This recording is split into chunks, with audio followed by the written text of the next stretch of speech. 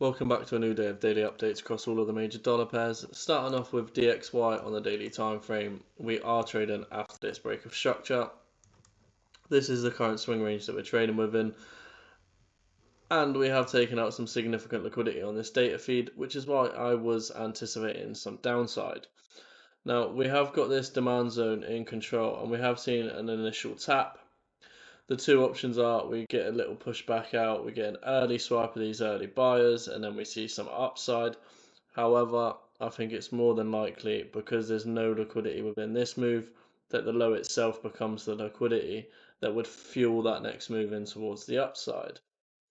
So what does that mean for Euro USD? Some potential upside. As you can see on the daily time frame, we've had that break of structure in towards the downside, and this is the swing range that we are trading within.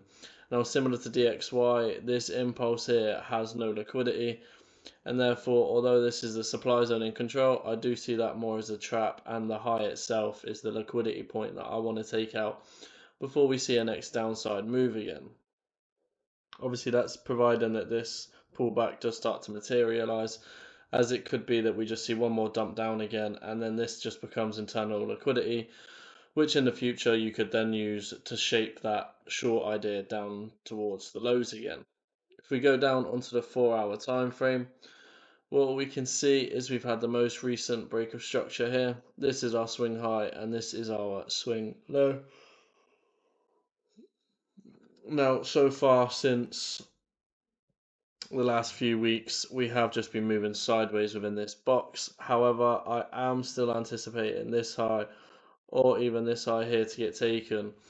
We could then look for a downside move, but I am favouring a deeper pullback on the daily time frame, and for that to happen, I'd want to see a break of this high here, where we can then look to capitalise on those long positions.